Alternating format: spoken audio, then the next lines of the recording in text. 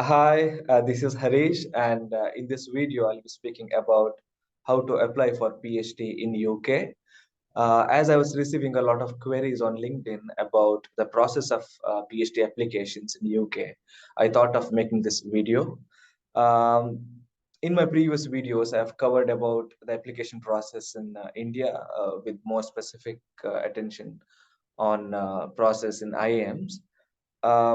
There is a slight difference in UK process, whereas unlike India, in UK the process is more supervisor driven than the institution driven. Um, as I've discussed in previous videos, in India it is more about you applying to an institute, and then institute does the process of shortlisting, taking interviews, finalizing the offer, and then you start coursework as a part of PhD. In that process, you figure out the supervisors to work with. Whereas in UK, it starts with finding out a right supervisor, approaching them, and then applying to an institute, and then the process taken forward. So this is the major difference between India and UK's the PhD admission process.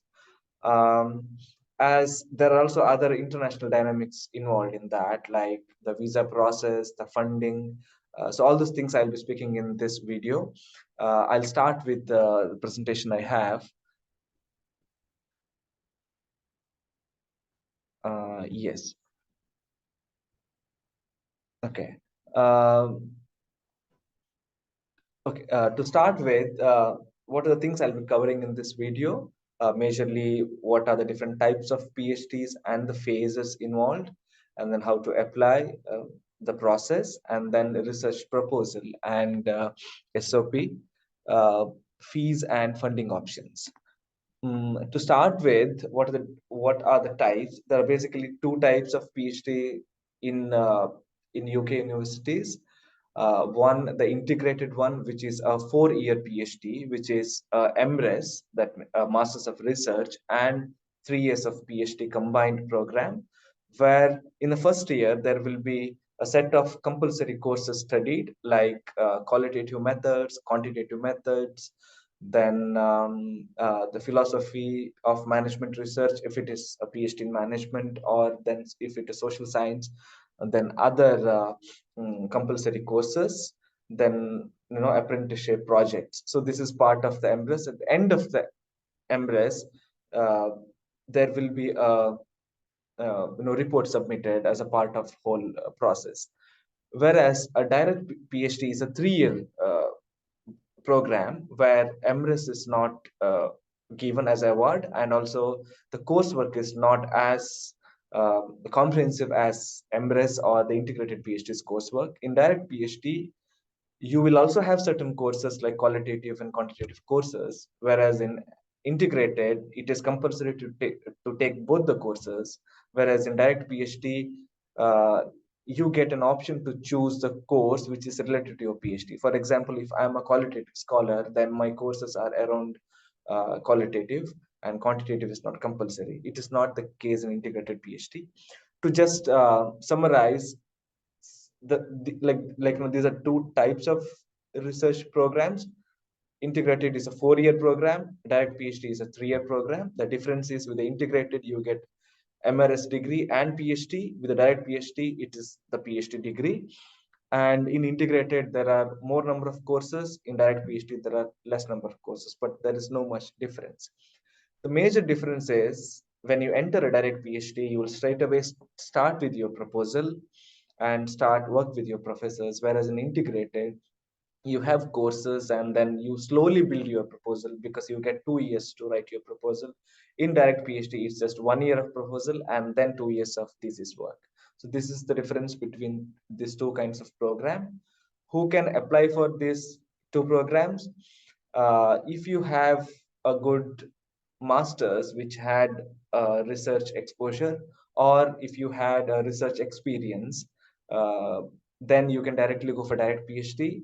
Or if you want to get more exposure to all methods of PhD, different methods within management, the different approaches to research, then it's good to go on an integrated program. But in under both the programs, you will have options to get waiver from certain courses if you have done that in your master's or in your previous coursework. Now coming to the phases of PhD in UK, it is almost similar to the Indian or the US process, but the duration in US or India is mostly the 5 years, whereas in here it will be 3 or 4 years. And in India and US, the process are called in different names, whereas by and large it is same. The first phase is coursework, where you will have certain courses on methodology and content. Once the coursework is covered, then you reach a process called confirmation, which is similar to the comprehensive examination in Indian PhDs. But the difference is here, what you will be presenting in confirmation report is your proposal, which you have developed in your coursework. There are certain assignments in the coursework which will turn into confirmation report, and that is basically the literature review, the proposal and plan of your whole research. So that's what you present as a confirmation report. Then there will be a committee which evaluates that and confirms that you have prerequisite skills and knowledge to become a PhD student or a PhD candidate. So that's the confirmation process. After that, or during that period, there is also a process of ethical approval. uh, when you have a plan for data collection, it is a kind of a compulsory process to get ethical approval so that you don't harm any of your respondents if the human respondents are involved, or we follow the due process of all ethical considerations. So once we get the ethical approval, then we get into the main stage, which is the data collection, analysis, and writing, depending on what kind of PhD we are doing. If it's qualitative interviews or ethnography or other qualitative methods. If it is quantitative, it is mostly survey based or based on secondary data, but it's all about collecting the required data and then doing analysis. Um, Whereas the next stage is this the writing stage, which is part of that, and then the thesis defense. Thesis defense in UK is not a defense like India, which happens open seminar. It is mainly you have internal and external examiners, and you present your thesis to them, and then you get feedback or revision, and then the final um, verdict on the thesis. Uh, with the thesis, the quality, I mean, the kind of criteria in UK to get clear your thesis is two. One, having a quality of a publishable work, and second, the work has to be novel. That means it has to be a original contribution to to knowledge. So based on that, uh, we get our defense gets cleared, and then the finally PhD award. So you'll become a doctor, not doctor, but doctor. So this is about the phase. And the next thing I'll be covering is process of application.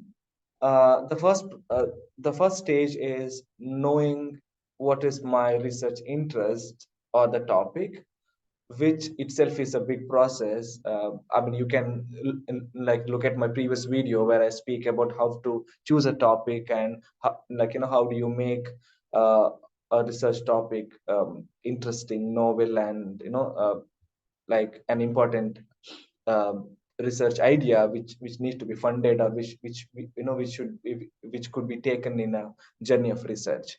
So you can refer that video, but basically the first process is to find out the the you know the research topic, or what's your interest. Once you do that, writing that in the form of a proposal. In my next slide, I'll be speaking about the different aspects of the proposal, but basically in UK's process, it is compulsory to have a proposal, because based on the proposal, the whole evaluation takes place. While you approach to a like professor or to the institute, you need to have a proposal. So there should be a proposal which speaks about your research idea. And in some place, SOP and proposal are same. In some place, it is different. So where it is different, SOP is about the statement of purpose, like why you want to do a PhD and why in that topic, all those things. So that document has to be there, which also I'll speak in the same video. And the third step is finding your supervisor and getting in touch with them. So how to find a supervisor?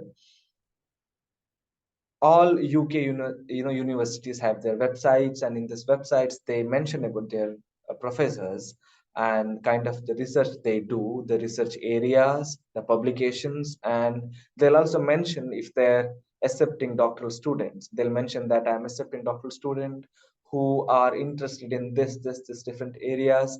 So based on that, we need to search on all university UK university websites, and generally we should start with the good reputed institutes, because majorly for the exposure and the resources you get there. So how to find these universities? Basically you can look at the rankings of these universities based on the QS ranking or Times or the UK national rankings. In that universities you can look for different professors, their profile and their work. If you see, if you find a supervisor who is doing a similar work which you are interested in, or if you find somebody's research which you find interesting, then you can approach that professor through an email, writing about, this is your profile, this is my background, and then I have this proposal which I want to work under you, and then do you have an opportunity to work something? You draft a good email and then sending, so trying to get in touch. So once you, I mean, generally, if you get response from professors saying that I am accepting students now or not, these kind of responses you get. Once you get a positive response, then usually what happens is they will look at your proposal and give a feedback. So these all things happens before applications, like before you make a formal application. So, and once you get a feedback, and if you revise, uh, then they will ask you to make a formal application. So why do they provide a feedback before formal application? I'm not saying it happens in every case, but generally this is what happens, because professors want to see how you receive how you receive feedback, and how academically, how you can think academically, right? And this is basically to see your skills, the current skills, to think academically, to write academically, and your the whole mindset and the process towards research. So basically that's what they want to see through this process. But as I told, it's not compulsory that everybody you approach will give you feedback. Some may find your proposal very interesting and just tell them, just tell you that to come through a formal process. Some may take a time, um, uh, because it is, as I said, it is a supervisor driven approach. They will try to see how you and their research interests match. So this is what happens to then they'll ask you for a formal application you make through a university website. There will be a clear date every year, which I'll speak in next slides. In that formal application you will apply with your proposal and statement of purpose, the other required documents, like the letter of recommendations, all your transcripts, and then you apply online. So what happens after that?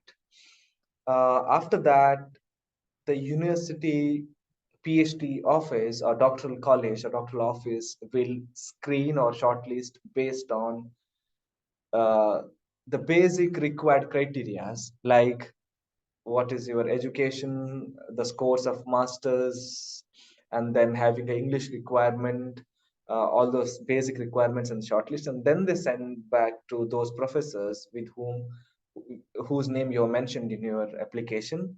Then those professors with the university, sometimes with other professors, they take your interview formally, and then sometimes there will be a separate interview for funding, or sometimes it will be the same interview. And based on the interview, they make a final decision. uh, so this is how the process is, and then you get offered with your final offer letter. So regarding certain requirements, regarding the language requirement, English, in UK, I think almost all the universities wants you to have English test, which could be IELTS or TOEFL or other English test based on whatever they mention in their website. and they will also prescribe a certain score you need to have. If it is IELTS, the overall score needed is 7, and 7 overall and 6.5 in each of the area, like the listening, speaking, writing, and uh, reading. And then if it is a TOEFL, then I think it will be between 90 to 100. It varies from institution to institution, but that's what generally. And so this is the requirement of English. In some cases, you will be exempted from English test. For example, if you have done your masters recently in UK, then you could get exempted. Or if you have done your recent degree in English medium, which is done within past 3 years, then you may get exempted. So these are many a times these are university specific. So it is always recommended to look at each university's guidelines and then follow that. And the other requirement is LORs, which is letter of recommendations. Generally, their universities recommend you to submit 2 recommendation letters from your previous professors, or from your mentors. So preferably from academics, because they will be judging you based on your past experience and exposure to academics. And the next requirement is transcripts, which is nothing but your degree certifications and the transcripts from university. So these are the basic requirements. Going to next. So what gets covered in research proposal? The fundamental thing uh, which professors look for in your proposal is the research idea, which is novel, which is new and interesting, so that it becomes you know if you're looking for a scholarship, and if you're an international student, then having a research idea which is worth investing the time for supervisors and which is worth funding is what makes your proposal unique. So the fundamental idea is to have a research which is current, which is new, and which is interesting. So this is what generally they look for. And what I have here is the basic template, not necessarily that every area or every research field will follow this, but this is a general template where you have introduction, then significance.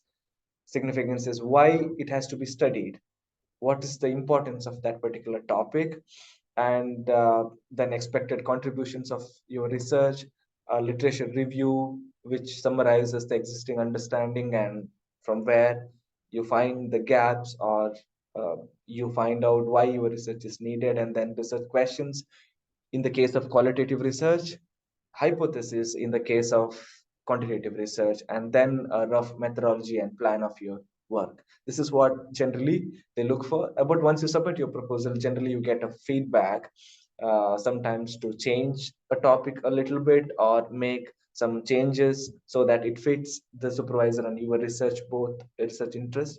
So then there will be a feedback process, but this is what generally a proposal contains. And coming to SOP, statement of purpose, this is a basic document. Sometimes they will ask you to submit in a Word file, or sometimes you have this master file with you, which is similar for most of the universities, but they will have certain questions in their form. So then you can use this master document, whatever you have prepared. And SOPs generally will have to answer these kind of questions, like why are you pursuing PhD or academics? What is the purpose, or what's your objectives? And basically what has derived you to pursue a career in academics, and why a specific topic or a area of research, which could be like why are you want to apply to OB strategy, or human resource management or operations, those kind of questions, or to a particular university. Then writing briefly about your past experience, your profile, and your future career goals. This is what a typical SOP contains. But then again, you need to look at um, the university specific guidelines, where some may not need all these details, but some may need more additional details. I have a video in my channel on how to write a good SOP, which I shared with which I was sharing as a part of a talk. So you can see that on writing a good SOP. Um, and coming to almost the last part of my presentation, which is about fees and funding. I know it is. It looks. It's not. It looks. It is expensive given the international tuition fees. So generally, from any institution which is reputed to an institution which is not so that well known. The fees range for 1 year for PhD, which is overseas, is between £15,000 to £35,000, which is 15 lakhs to 35 lakhs for overseas. For home students, for the students in the UK, it will be between £2,000 to £4,000. This is for the first year, but eventually the fees will drastically reduce for second, third, and fourth year, because the first year is a taught program where you have a lot of lectures, seminars, classes, um, uh, the assignments to clear. It is a taught program like any other masters. So it is um, so much high. Whereas from the second, third year, the taught programs gets reduced and it is mostly an individual journey. In that sense, the tuition fees gets reduced. It gets reduced drastically. For example, what I know, in fourth year, the fees will be £600, which is 60,000 per year. So it reduced drastically. That's why for students like me or who come from a middle class, that's why we need funding. Otherwise, self-funding PhD is, it's very difficult unless we have, unless we are that privileged to pay this high fees. That's why generally we tend to look for funding. So then what are the opportunities for funding? In UK, I could see three kinds of funding opportunities. So one, the university funding, which is internal. Each university will have their own funding for limited number of students every year. So that will be given for the students. Generally, they'll take interviews separately for funding, and they see the profile of the students, their academic track record, the topic which they are doing now, the relevance of that, the importance of that, and then the funding gets decided. Generally, it is a very competitive process, because there will be hundreds of application, but the funding available um, from the universities will be 10, 15, or even lesser than that, depending on the university and the kind of financial resource they have. So this is the internal funding from the university. The second funding is a project funding, which which happens in case if you get recruited to a project directly. Like in my case, I got recruited to a project called Embedded Dignity by Professor Vivek. So I was part of the project. So then the funding will be a part of the project. There are other my batchmates. They are part of a cybersecurity project where their PhD funding is done by the project. In my case, it is also from the university, but generally, if you are part of a project, then your PhD funding will be done by the project. The third option is if you don't get any funding from the university, or if you're not part of a funded project, then the third option is to look for external funding, which there are certain bodies which fund for PhD, like the Newton PhD Scholarship, Carnegie, the Wellcome Trust, and Commonwealth PhD scholarships, to name few, but there are many other.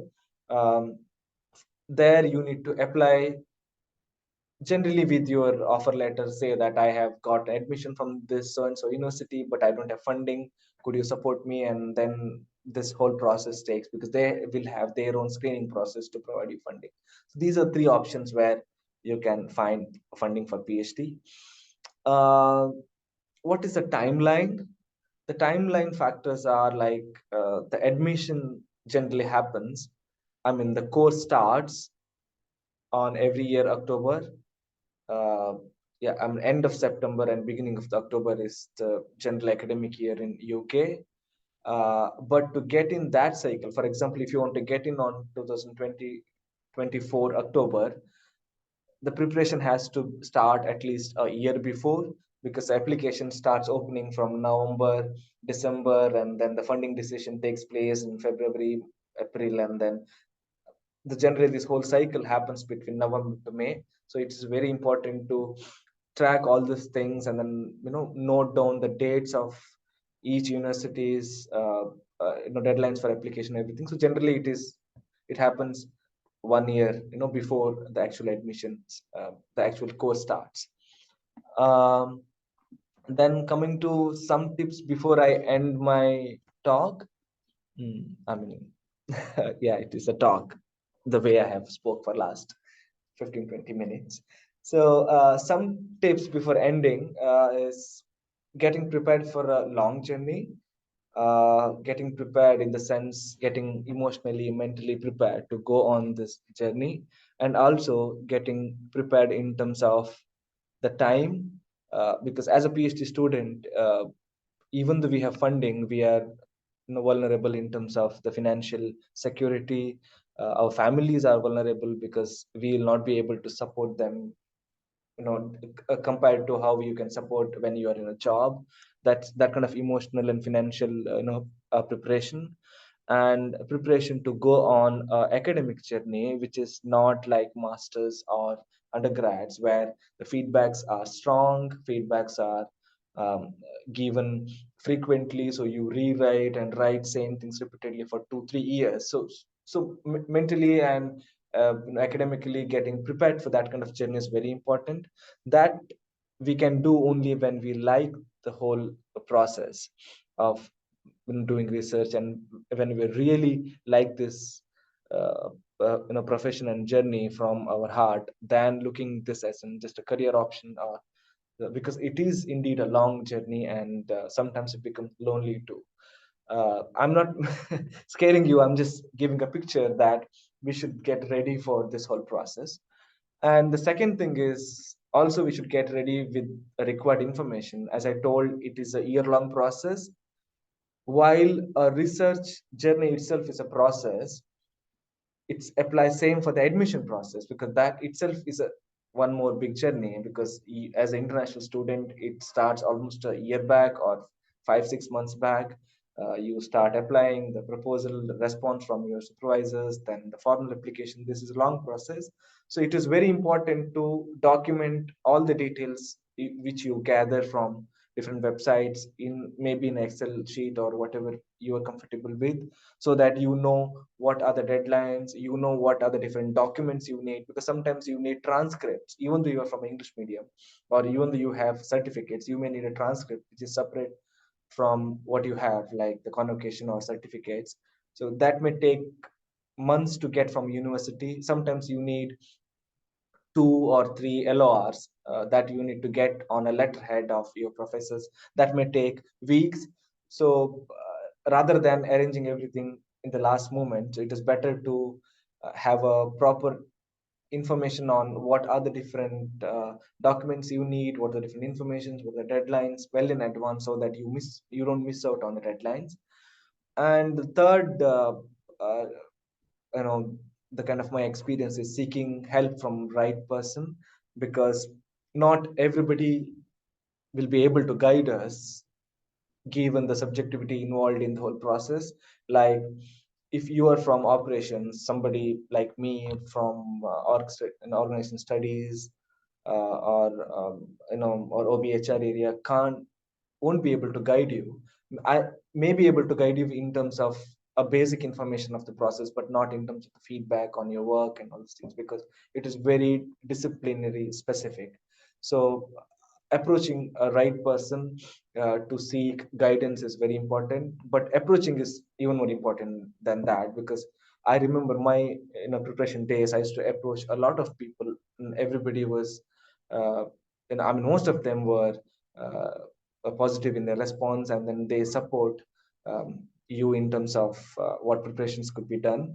So approaching and seeking help is very important in this whole process, and having slowly building a cohort who are also trying for PhD admissions will give you more moral support, because we also face a lot of rejections in this process. You apply for 10-15 universities, only some respond, and then you get through halfway, then get rejected. So this process takes a bit of time and then patience. So then having somebody who knows this process around you will definitely help. So if you don't know anybody, you can slowly build through different social platforms and like different uh, uh, through your friend circle or your contact from your college or but the important thing is you need to have a circle who is supporting you. And the last tip I would recommend is that try to follow professors or the existing PhD students or institutions on LinkedIn and different other available platforms, or check the websites of this institution regularly so that you you can constantly track new offers coming up for doctoral students, new projects coming up somewhere in the university, new funding opportunity, so that you can tap into that opportunities then and there. Otherwise these informations work in a very smaller network. So in that sense it's very important to uh, be be in search all the time, so that you get a record information. So this is what I wanted to share with this video, and I feel I hope this will be helpful to you. So all the best, and you can drop me a message on LinkedIn or in the comment section if you have any further queries, or if you want me to make a video on a specific thing which you want to if you want that you want to be addressed. I know, given my, because I'm also a PhD student, given my journey and then given the kind of uh, the workload, I may not be able to do it regularly, but then I'll try my best so that just to continue the chain of helping each other in this process. So all the best. Thank you.